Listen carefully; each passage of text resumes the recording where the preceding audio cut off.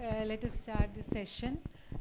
We can change the focus from macula to other parts of retina and optic nerve. So we will be dealing with some of the aspects of toxicity of common drugs like antituberculous and immunosuppressants. So we are very glad to have our keynote speaker, Dr. Natasha R. She will be speaking on how to optimize the investigations. So let us start the session.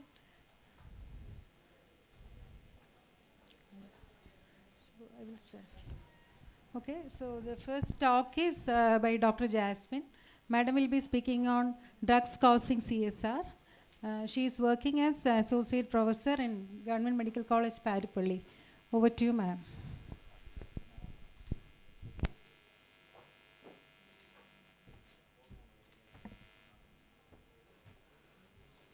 Good afternoon, all. First of all, let me thank Dr. Papa for giving me this opportunity. My topic is drug causing CSR. CSR is the fourth most common medical retina problem after ARMD, diabetic retinopathy, and branch retinal vein occlusion. About 15 to 20 years back, if we diagnose a CSR, we would be happy with the diagnosis. But today, with the newer multimodal imaging techniques, it could be a tip of vastly hidden iceberg of pachychoroid disease spectrum. CSR, by definition, it is previously we thought it is a retinal disease, but now we know it is a chorioretinal disease with serous detachment, which is associated with one or more areas of leakage from the choroid through a defect in the RPE. What is pachychoroid spectrum? Pachychoroid clinical spectrum is a group of macular disease that manifests a similar choroidal findings, that is abnormal and permanent increase in choroidal thickness. CSCR, pachychoroid pigment epitheliopathy, pachychoroid neovasculopathy, and polypoidal choroidal vasculopathy are the entities of pachychoroid clinical spectrum. This is the pathophysiology. The basic pathophysiology involves choroidal thickening, vascular congestion, altered choroidal blood flow, and choroidal hyperpermeability leading to retinal pigment epithelial decompensation and subsequent neurosensory detachment. This is anatomy showing the choroid and retina. There is leakage from the choroid vessels. It will compress the choriocapillaries and causing stretching of the RP and causing multiple defect in the RP, which cause serous detachment.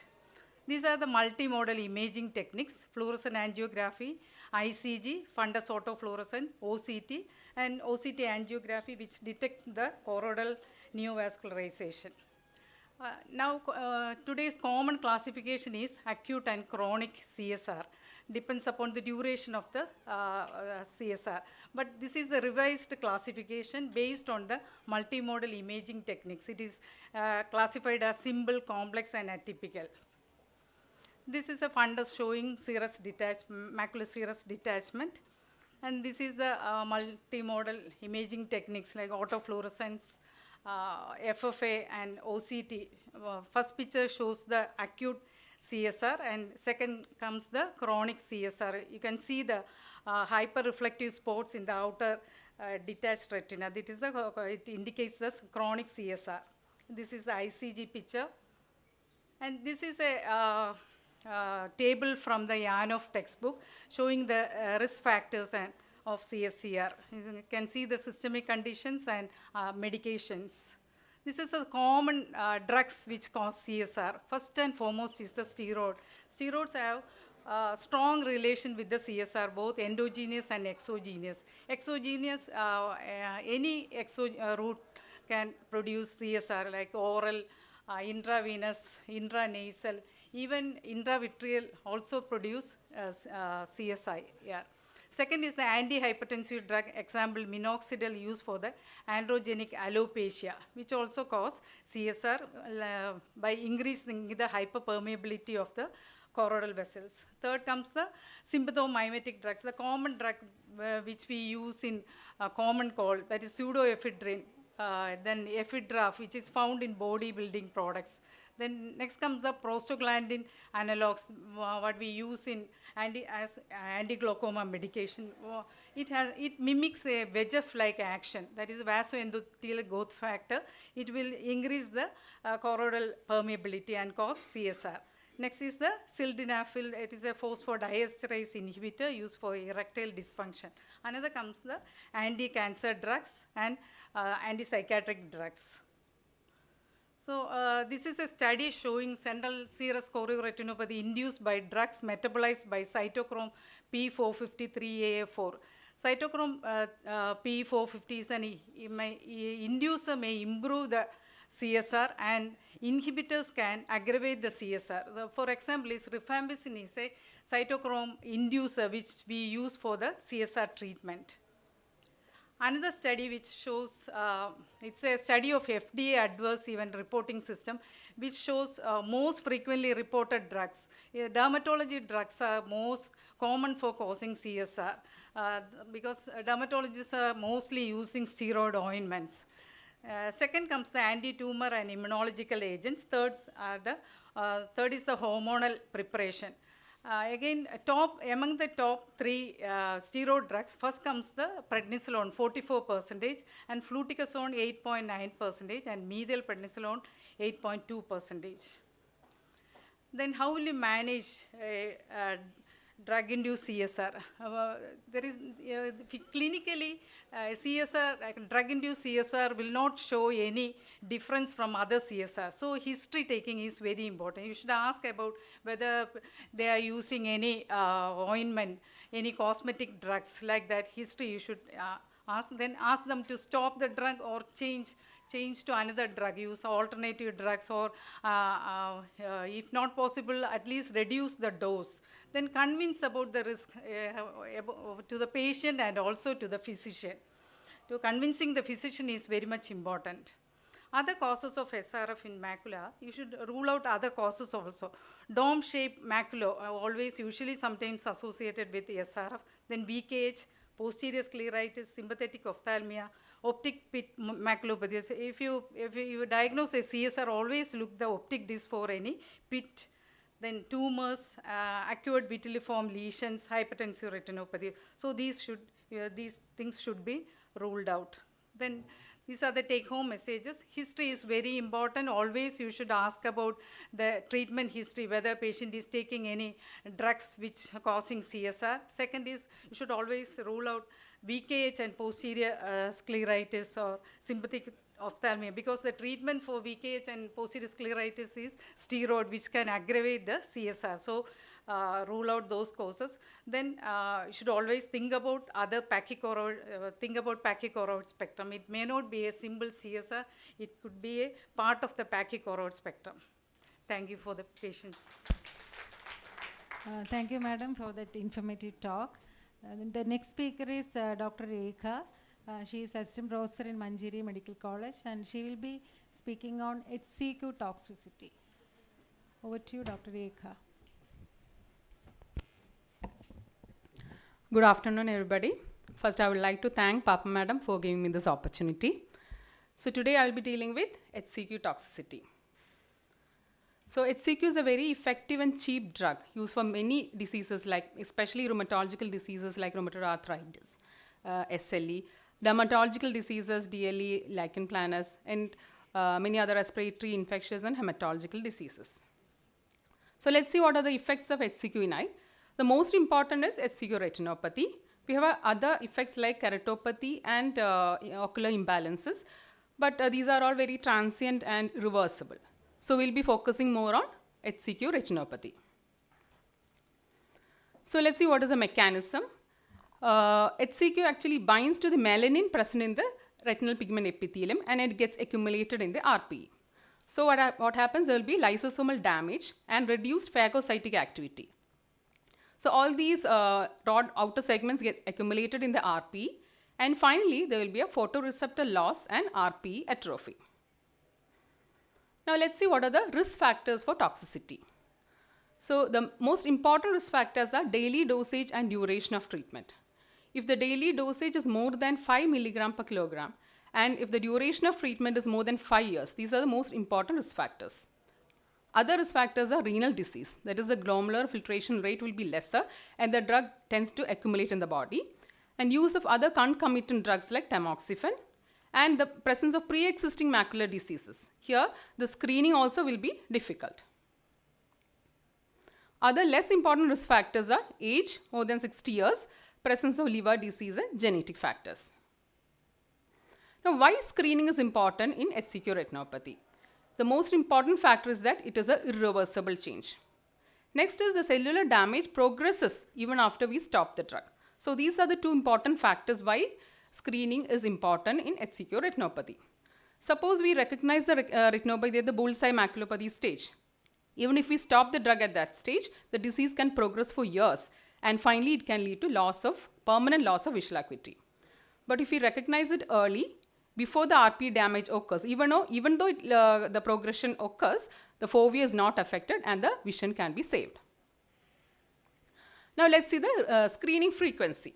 So baseline screening will be, we do a fundus examination within the first year of use. Then we can add visual field examination and OCT if there is any macular changes. Now we should start an annual screening, usually after 5 years of use. That is, the retinopathy is very slowly progressive. So during the first 5 years, usually there will not be any change. So after 5 years, we have to do an annual examination. But if there is any major risk factors, as we have mentioned earlier, then we have to start screening after 1 year of use. Now let's see what are the fundus changes. So the most important change will be a parafoveal maculopathy. So you can see around the macula, the fovea is spared, but in the parafoveal region, we get a RP changes. Usually it is 2 to 6 degrees from the fovea. But in certain population, especially Asian population, we get a pericentral maculopathy. That is the macular area is spared. It is usually around the arcade. Or also we get a mixed pattern. Now regarding the clinical examination techniques. So the recommended screening test will be first primary test, most important test will be the visual field and OCT. We have other objective tests like multifocal ERG and fundus autofluorescence. And newer tests like microperimetry and adaptive optics retinal imaging is also important. So the subjective test will be the visual field examination. We can do a 10-2 if we suspect a parafoveal maculopathy, or in Asian population, since the pericentral macula is affected, 30-2 or a 24-2 is preferred. Objective test will be SDOCT, fundus autofluorescence or a multifocal ERG. At least one of these objective tests should be positive. Only then we can tell it is a toxicity. A subjective and at least one of these objective tests should be positive. So in the visual field, you can see that in 10-2, we get a paracentral field defect, and in 30-2, again, paracentral field defect can be seen. Now OCT, what is the change? We get a disruption of the ellipsoid zone, the interdigitation zone, and in the external limiting membrane. And because of this, since the foveal region is spared, we get a flying saucer sign. Now in fundus autofluorescence, there is a paracentral ring of hyper or hypoautofluorescence. So hyperautofluorescence is seen in early change, where it is because of the increased lipofuscin activity. All these rod outer segments get accumulated and there will be increased lipofuscin activity. Because of this, we get a hyperautofluorescence. But later, if there is a RP atrophy, RP cell death, there will be hypoautofluorescence. So in the first picture, you can see a parafoveal hypoautofluorescence. This is a pericentral hypoautofluorescence. Now, multifocal ERG. In multifocal ERG, what is happening? We are generating local ERG responses. So, topographically over the posterior pole. So, we can objectively see where are the areas of involvement, whether it is parafoveal, extrafoveal, you can see. Now, what are the newer tests? So, microperimetry, actually we are combining the visual field and perimetry along with retinal imaging. So, we can directly see the area, directly map the stimulus in the region of interest. So, where are we actually looking for the parafoveal area, that can be checked. And adaptive optics retinal imaging, it's a newer test. Here, it corrects all the ocular aberrations are corrected, and it allows for high resolution visualization of photoreceptor mosaic. So, directly we can see the area of photoreceptor loss. Now, certain tests are not recommended now, that is fundus examination alone or time domain OCT, fluorescent angiogram, full field ERG, Amsler grid, color vision testing and EOG. These are not recommended as screening. Now, we will move on to the management. So, what is the management? Discontinuation of the drug in conjunction with the treating physician. That is the only treatment here. So, there is no medical treatment or dietary modification is not part of the treatment. Discontinuation is the only treatment. And we have to inform the patient that visual function may deteriorate even after stopping the drug because of the slow clearance. So, to conclude, early identification of SCQ toxicity is important. Why? Because it leads to irreversible loss of vision. And early identification of SCQ toxicity requires a multimodal retinal imaging. And one more important point is SCQ is a very effective and cheap drug. So, it should not be discontinued as such. If there is any doubt, we have to confirm the test because it takes so much of time to, for retinopathy to occur. So, we have enough time to confirm the diagnosis and only then we have to discuss with the treating physician, only then we have to stop the drug. So, thank you all for your patient hearing. Thank you, Rekha, for the excellent presentation. Now I invite Dr. Papa for her presentation on ATT and optic nerve.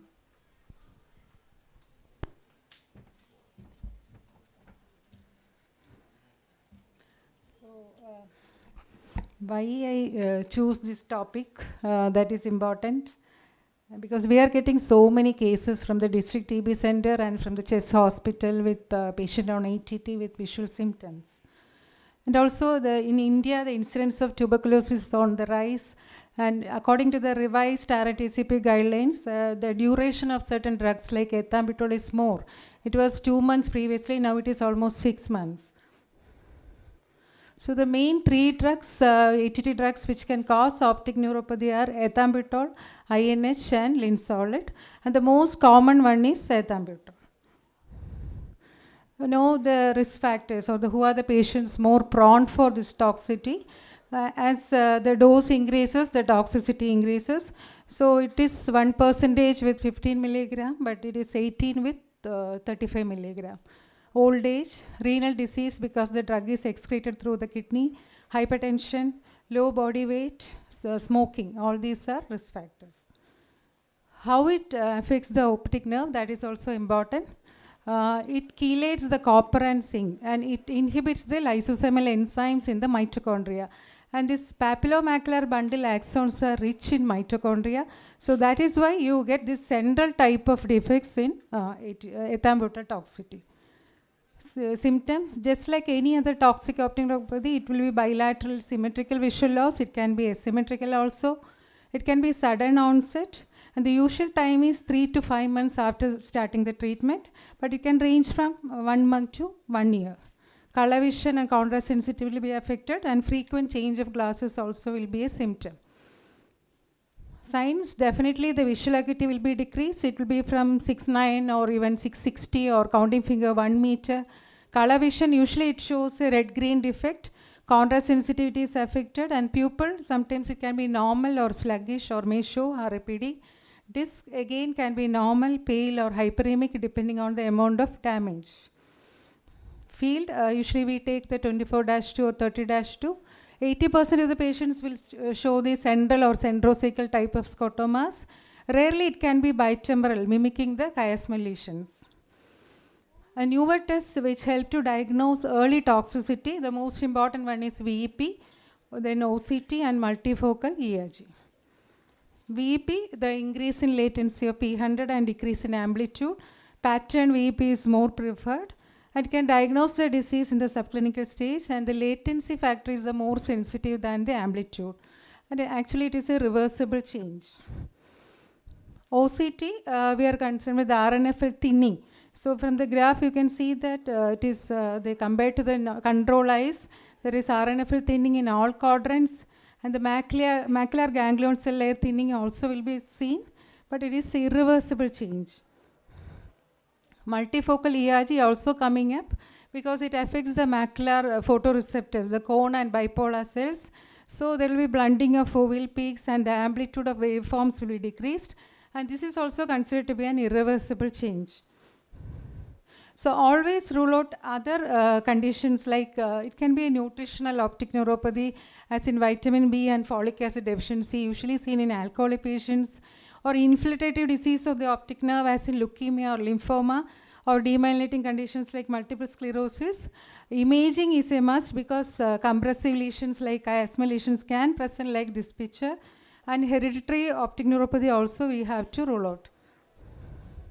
Treatment is again stop ethambutol, and you can give a cocktail of vitamin B1, B6 and B12. Zinc can be supplemented, and stop INH if there is no improvement in 4 to 6 weeks because that can also cause optic neuropathy. Some case scenarios, this is a 43-year-old male patient on ethambutol, 15 milligram per kg for 3.5 months. He has got a renal disease, he is HCV positive and he is a smoker. You can see the vision is reduced more in the right eye, color vision is defective, mild temporal pallor, no RAPD, but the visual field shows the centrocecal defects with infratemporal defects. Even after stopping the drug, there is no improvement because his initial vision was low and also he has got the risk factors. The second case, 82-year-old on ethambutol for more than 6 months, 50 milligram per kg, and the vision is very low in the right eye.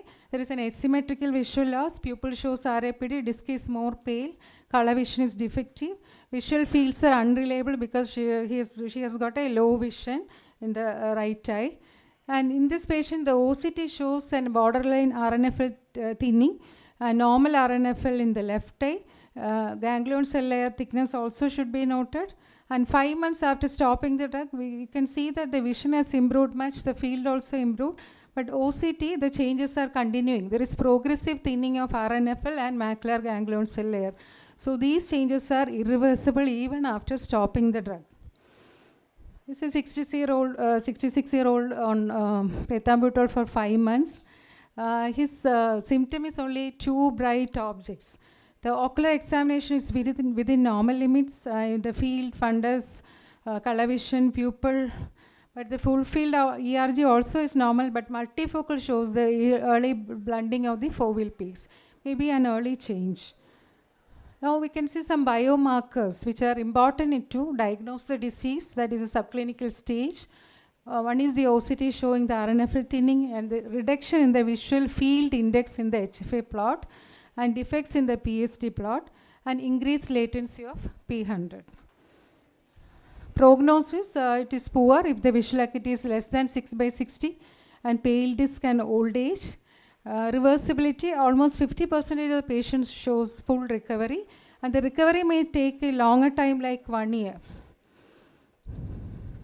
So the recommendations, what we can say is, ideally each patient needs a baseline visual acuity, color vision, field, OCT, VEP before starting ATT. But at least for a normal person, normal vision person, you should check the visual acuity and color vision. Monthly you have to recheck the BCV and color vision. And if there is any visual symptoms, send for a detailed ocular examination or an ophthalmic evaluation. High-risk cases and patients with other retinal diseases, before starting the treatment itself needs a detailed ocular evaluation. And patient, you can educate the patient to self-monitor at home with Snellen chart, Amsler and mobile apps. So this is a flow chart which is followed in England. This also stresses the importance of stopping the drug if there is visual symptoms and monitoring the high-risk cases. INH again can cause, but it is rare. Pyridoxine deficiency is the cause, and stopping the drug and pyridoxine supplementation can improve the vision. Linsolid is usually given in multi-drug resistant tuberculosis. The clinical features are same as ethambutol toxicity, but it is a reversible condition with stoppage of drug. Thank you for the patient link. Thank you, Dr. Papa, for the wonderful presentation. Next is a keynote address by Dr. Natasha Radhakrishnan. Dr. Natasha needs no introduction. She has an excellent, brilliant academic career with the many gold medals. There are many articles in international and national journals. Currently, she is a retina specialist at Chaitanya Eye Hospital, and she is the head of the pediatric retina and UVA department at Chaitanya Group of Hospitals. Over to you, madam. Thank you. Good afternoon to all. Thank you, Dr. Papa, for this wonderful opportunity. It is a bit of a repetition because the drugs causing toxicity to macula and optic nerve have already been covered. So I'm going to condense my keynote into a short and concise speech, and then let's have some discussion on how to monitor these patients, and I'm happy to answer your doubts. So let's go to how to optimize investigation. So you can't just keep doing everything for everyone. So how can we optimize it best? So we have a lot of investigations that we can do in these drug toxicities. So what to do, what not to do. The common ocular toxicities, this is a long list, but we know the hydroxychloroquine and ethambutol heads the list. I don't know if any of you are familiar with vigabatrin. So many of the babies are sent to us for vigabatrin toxicity by the pediatric neurologist because vigabatrin causes optic nerve dysfunction, toxic amblyopia basically. But they're babies, like less than 1 year babies sometimes, because it is used to treat seizures. So how do you monitor that? So there you can only look at fixation. You can look at fixation and color of the optic nerve. And if there is no pre-existing optic atrophy, then you can advise accordingly. But we will concentrate more on the first two. So factors to consider when you think is it a drug toxicity is to look at the duration of use of the drug and the dose of the drug, and establish if the current ocular pathology that you're seeing is because of the systemic condition that the patient has or due to the drugs. Is it a reaction to a combination of different drugs? Look at the age and the health of the patient and the genetic and environmental factors. So in all these things that we said earlier, clinical history is the most important. So you should just take that few minutes to find out how long the patient has been. So many of them will be sent for HCQ screening, but they are not actually on HCQ now. They would have told the optometrist that I was eating HCQ before, so immediately they're sent. So take some time to figure out whether actually they're on HCQ, what is the dose of HCQ, how long have they been having it. A complete ocular examination to look at all the structures and then assess the severity and the reversibility both clinically and via appropriate imagings. Now in drug toxicity, any part of the eye can be affected, from all the way from the lids to the optic nerve. So there are some, and most of the anterior part of the eye, those drug toxicities will stop with cessation of the drug. We are not too worried about it. If you stop it, it will go off. Or you can treat it because they are more symptomatic. Like you have sulfa drugs that induce ciliary body swelling and produce angle closure attacks. You can have glucocorticoids that can cause open angle glaucoma. You can have busulfan that causes cataract. And cessation of the drug can lead to control of IOP, and the angle closure, of course, will require YAG PI. So they are all easily managed by us. Another group of drug toxicity is drug-induced uveitis. So when a uveitis patient comes to you, it's important for you to know what systemic drugs they are using, because drug-induced uveitis is also now commonly seen, especially with some of the anti-metabolite drugs that rheumatologists are using and cancer drugs that many of the oncologists are using.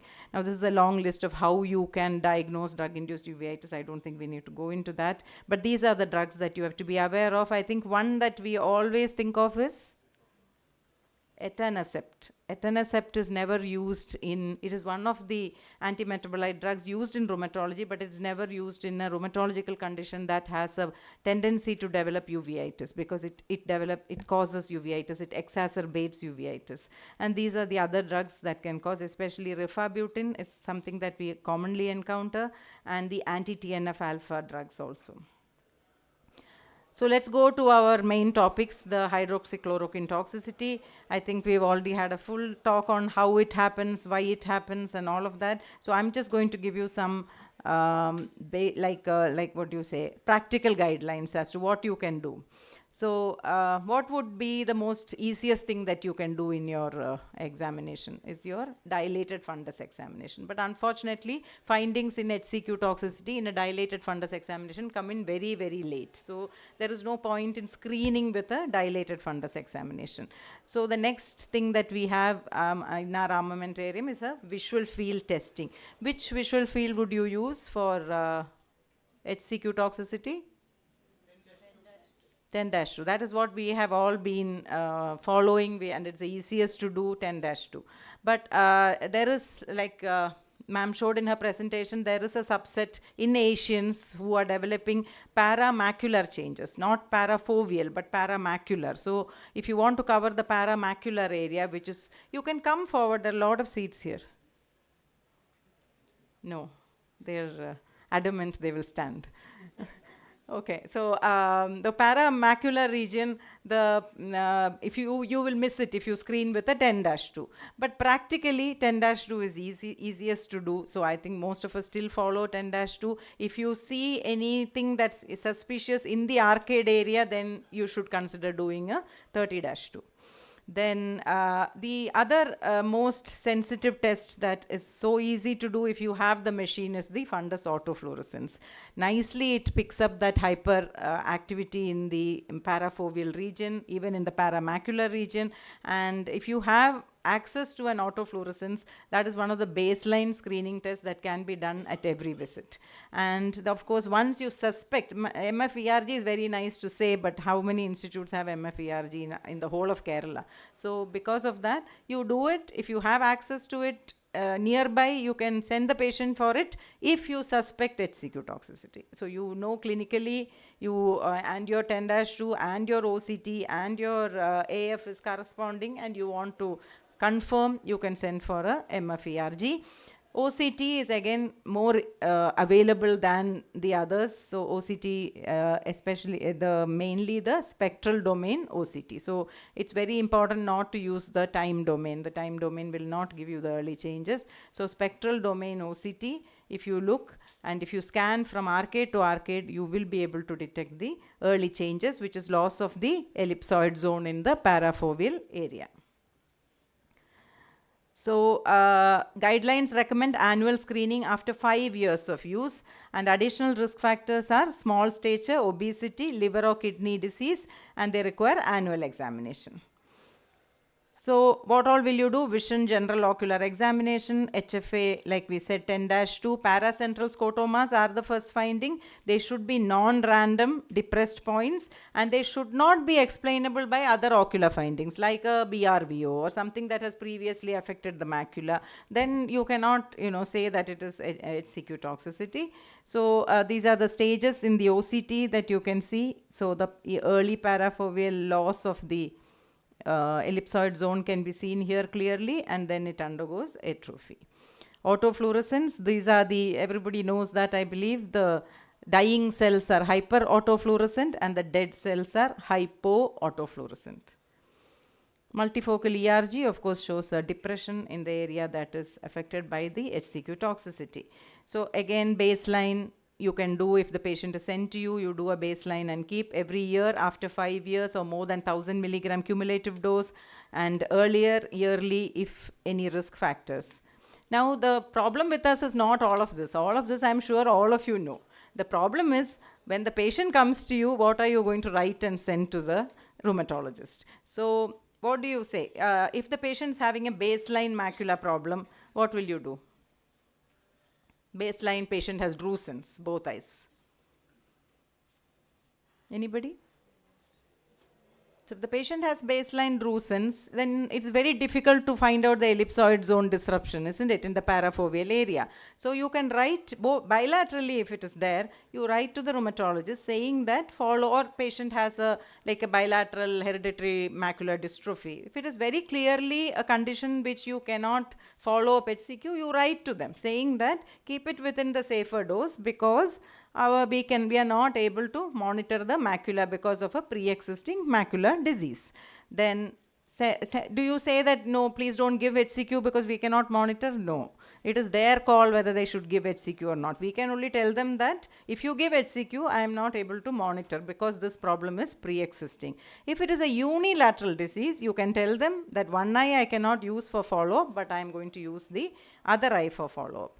Now, if you feel that it is see, how will you say that it is HCQ toxicity? Everything should correspond. Your OCT finding should correspond to the HFA finding that you had and should correspond to the FAF finding that you have. So, if you have all three of this corresponding, then you know that this is HCQ toxicity.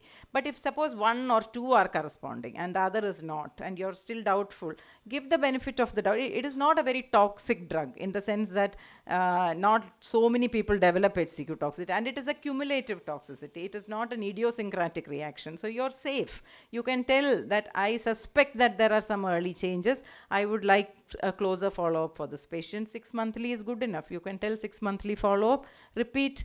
Tell the patient that you have a suspicion that there is something wrong, but it's a very important drug for you. Don't scare them, because then they will go and eat the rheumatologist's head saying that, oh, I can't have this, my eyesight is going to go. So you have to tell them that this is a very important drug for you and the toxicity is very low, but you're having some signs that make me suspicious. So can you please come back after 6 months? So that is how you can communicate to the patient. And if there is a clear evidence, ask to consider stopping. Again, you don't stop. You don't tell the patient you're losing vision.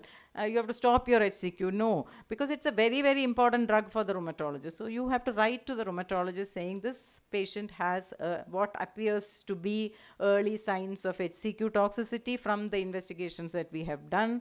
Kindly consider stopping or switching to another drug, and put the ball in their court. Let them decide whether they want to continue or stop or taper and then switch to something else.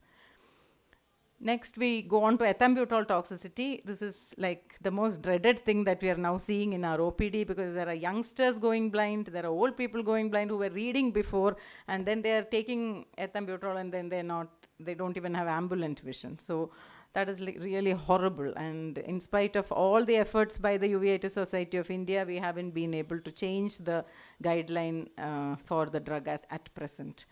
So we know that it has caused, again, Papa has given a very long lecture on it, so let me not go into the details. Now, baseline evaluation, visual acuity, if you get the patient for baseline, many of the patients are being referred for baseline. So you can do vision, color vision, contrast, visual field. Which visual field? So here we are looking at optic nerve. So optic nerve, 30-2 or at least a 24-2, not a 10-2.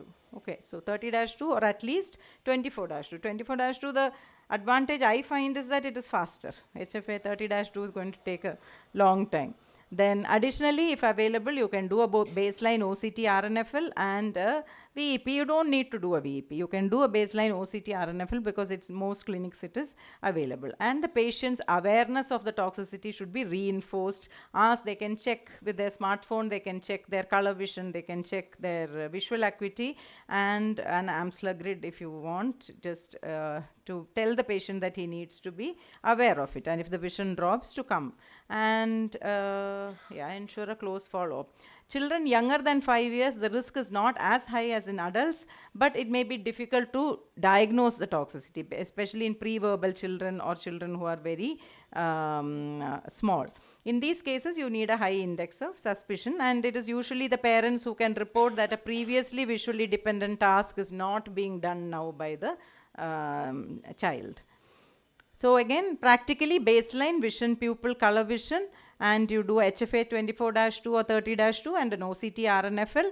And here there is, see, HCQ, you have the time to dilly-dally for some time if you want to decide is this toxicity or not. With ethambutol, you don't. If you suspect ethambutol toxicity, the drug has to be stopped even before the patient goes back to the physician. So you have to tell the patient, now till you meet your physician, don't eat your ethambutol tablet. Let us see the physician and then decide whether it should be continued or not. Okay. So here you will have to take that decision sometimes if the patient cannot immediately meet the TB physician. So you have to stop ethambutol and rule out other causes. TB itself can cause optic neuropathy, it can cause chiasmatic disease, it can cause meningeal disease. So it may be just a meningeal spread of the TB that has caused this. So you cannot say it is ethambutol toxicity until you have ruled out other causes, and a VEP really helps. Try IVMP for 5 days, give some vitamin concoction as we usually do. One thing that we have found useful in our practice is to check for all the antibodies that we check for in optic neuritis, because those who have these antibodies are more prone to develop ethambutol toxicity than the others. You can't pre-check it because it is expensive and it can't be checked for the whole population, but you can check it for a person whom you are suspecting ethambutol, because if these antibodies are positive, some immunoglobulin to be given and plasmapheresis can help these patients, and some amount of reversal we have seen in ethambutol toxicity. So that is something that you can request your neurologist to do. Can you check for the optic neuritis antibodies, and if it is positive, try some immunotherapy. But it's a very variable response and recovery. Like Dr. Papa said, up to 1 year you can have recovery. You can have patients who don't recover at all, and they just have to accept it. So in conclusion, screening for drug toxicity is important. Recognizing the drug toxicity in time is important. Raising the alarm bell and not taking the decision yourself, but to involve the treating physician with it, taking steps for damage control, treatment if possible, and most importantly, counseling and empathy to the patients who actually develop this iatrogenically. Thank you so much, and let me invite you to Ignite 2025, bigger and better this year on January 4th and 5th at Kochi. Thank you. Thank you, Natasha, for that, as usual, wonderful talk. Because she has to go for the other session at 3:30. You can see with my fancy dress. You can ask her any questions. If you want to ask her, you can ask any discussions on. So I just want to stress some points. So the thing is, HCQ toxicity, how it is combined with other retinal diseases. So how will you... That is one of the IJT. So many patients have IJT or PFT, what we say. So once PFT is there bilaterally, then again it is very difficult to monitor your HCQ. So you have to write to the, or if it is a mild disease, again, that is another point I want to say. Suppose it's a mild, just a few drusen here and there, or some mild retinal problem, then you don't have to say that, you can't follow up. You can say that the patient has baseline this, but I'm still going to follow up, because as long as you can make out the parafoveal ellipsoid zone on the OCT, you can follow up these patients for toxicity. But once the subsidence, what we call the retina, has collapsed in a PFT, then you can't make out the layers clearly. So then in those conditions, or if you have a pre-existing, say, toxo scar or pre-existing macular dystrophy, then of course it is impossible to follow up these patients. One more important thing is the TB meningitis. So patient with ethambutol, maybe the meningitis is the cause. Meningitis is the cause, yes. So that is why the MRI is very important. Okay. So ethambutol toxicity is more like a disease of exclusion. So you have to rule out other causes before you say it is ethambutol. But you have to you can stop the drug, like just while your investigation is going on, if you suspect ethambutol toxicity, even before the MRI, you can stop the drug, but you have to get an MRI done. Okay. So to conclude, before HCQ toxicity, to say, what are the tests you do? Subjective test or the tests you do? Tests we do are of course, vision, color vision is there. Then the fundus autofluorescence and the HFA 10-2 and the OCT, spectral domain OCT. Not multifocal. ERG. No, we don't do multifocal ERG. In the whole of Kochi, I think there's just one institute that has MFR ERG. Okay, thank you. Thank you very so much. Now the last talk on our session is by Dr. Grishma. Thank you. She will be speaking on crystalline retinopathy. She is an assistant professor in RU Trivandrum. Over to you, Grishma. Thank you, Papa Madam, for giving me this opportunity. Good afternoon, everybody. Today, my talk is on crystalline retinopathy. So, what is the importance of crystalline retinopathy in systemic drug toxicity? Let's find out. So, I'll be dealing with the clinical case, the causes of crystalline retinopathy, investigations, differential diagnosis, and treatment modalities. So I had a 45-year-old gentleman. He came to me with decreased vision in both eyes for the past 2 years. His best corrected visual acuity was 6/9 in the right eye and 6 by 18 in the left eye. His anterior segment was normal and the corneas were clear. Fundus examination showed bilaterally normal optic disc with fine refractile crystals at the macular region. So continuing with the history, on retrospective analysis, he was identified to be a case of familial adenomatous polyposis and he had a history of recurrent abdominal desmoid tumor, because of which he had multiple surgical excisions and he was put on high dose chemotherapy. His chemotherapeutic agent was tamoxifen, which was given for 12 years, for the past 12 years, 100 milligram per day. And for him, the cumulative dose came to around 430 grams. The toxic cumulative dose of tamoxifen is more than 100 grams, and hence after consulting with the oncologist, tamoxifen was discontinued. So here, however, he didn't have any CHRP lesions, and the mean prevalence of congenital hypertrophy of retinal pigment epithelial lesions in a case of FAP is around 76%. That is according to a systematic review by Bonnet et al. So coming to the investigations, autofluorescence in a crystalline retinopathy does not show the crystalline bodies as such. However, there can be granular hyperautofluorescence in distressed RPE, and when the RPE atrophies, as we have discussed, there can occur hypoautofluorescence. The earliest modalities which can be used are multifocal ERG and microperimetry.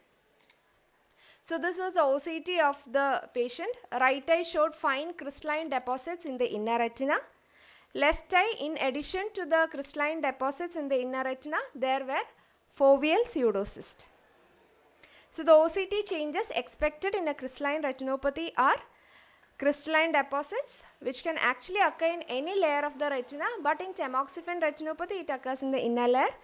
Thinning of the inner retina, foveal pseudocyst, cystoid macular edema, atrophic macular hole, ellipsoids on band loss, and in the later stages, very advanced stages, there can be reduced subfoveal choroidal thickness. So this was a OCT angiography of this patient. Right eye was normal, and even the left eye showed normal superficial and deep capillary plexus. So the octa changes actually come only in the later stages because vascular alterations occur in tamoxifen retinopathy at an advanced stage. So the changes expected are decreased capillary density, microvascular dilatation, increased flow voids, and telangiectasias. Fundus fluorescent angiography was not done in this patient because it was not indicated. If there is a cystoid macular edema, it can show a petalloid leakage. These foveal cavitations which can occur do stain, but they do not leak. And there can be hypofluorescence because of the block by the crystalline bodies. So coming to the drugs responsible, the most important is tamoxifen. It is used in various neoplastic conditions as well as gynecomastia. The prevalence of tamoxifen retinopathy is from 1.5 to as high as 12%. And we usually use tamoxifen for breast cancer, which is the most common indication, and I want you to know that for breast cancer also it can go well above the toxic cumulative dose. Depending on the dose of the drug and the duration for which it is used. So coming to the ocular toxicity of tamoxifen, as discussed, it can cause vortex keratopathy, optic neuropathy, vascular occlusions, and bullseye maculopathy, and features of crystalline retinopathy. So according to a case report, it was shown to affect the recovery of CSCR, or it can delay the recovery of CSCR. The treatment, the mainstay is after consulting with the oncologist to stop the drug, and the visual function and edema respond to the stoppage. And the treatment options if cystoid macular edema is there are intravitreal anti-VEGF, steroid, and oral acetazolamide. So previously screening was thought only in high doses, but now it is recommended a baseline visual screening. So before you start a patient on tamoxifen, ideally the baseline visual function has to be screened, and once the duration of treatment crosses 2 years, every 6 months screening should be done. Screening is basically by a fundus examination and SD-OCT, because OCT only picks up the early pseudocystic changes of the macula. The most important differential of a tamoxifen retinopathy is MACTL2. The clinically both are very similar, except that in tamoxifen retinopathy you obviously have the history of drug intake, and in MACTL2 there is higher chance of pigment plaques and neovascular membranes. Also note that in MACTL2 crystals do spare the fovea, and OCTA shows more changes in a MACTL2. The vascular changes are more prominent in a MACTL2. So other drugs causing canthaxanthin are other drugs causing crystalline retinopathy are, one is canthaxanthin. It is used in the treatment of skin diseases like protoporphyria and eczema, and it is also used as an orange food color in the dishes. So it can cause yellow-orange crystals in the inner retina, and the crystallization rate is higher when the patient has a retinal disease, already a retinal disease, and beta-carotene intake. Other drugs are methoxyfluorine. It is an inhalational anesthetic. So when a patient has renal failure, you give the drug, it fails to excrete and get crystallized. And intravitreal tricot, because it is water insoluble, it can get crystallized. So coming to another important thing is talc retinopathy.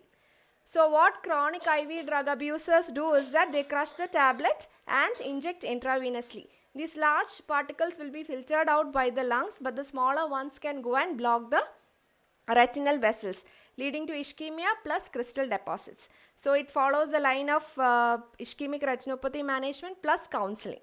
And nitrofurantoin is a rare cause, and always keep in mind the other causes of crystalline retinopathy like metabolic, genetic and degenerative. And cystinosis is one very important metabolic cause. This was a 14-year-old girl who presented with multiple crystals, conjunctiva, cornea, lens and the iris. Okay, she was diagnosed with juvenile cystinosis, and this was a patient of age-related macular degeneration. He had cholesterol crystals with geographical atrophy. You can very well see in the hypofluorescence in the second image. So take-home messages are: remember the causes, systemic, ocular and the drug-induced causes, screening of tamoxifen retinopathy as I said, and in a non-diabetic young patient with ischemic retinopathy and crystalline retinopathy, always consider talc retinopathy as a differential. Thank you so much. Thank you, Grishma, for that wonderful talk. So what happened to that patient, Grishma?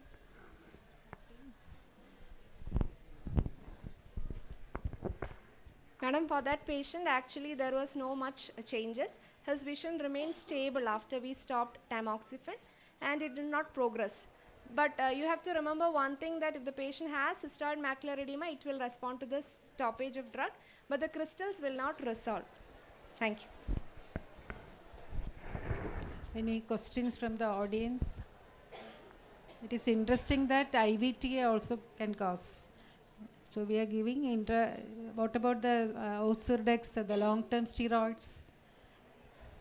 So I think we have to see, no? So thank you all for the patient hearing. So we can conclude the session. Thank you.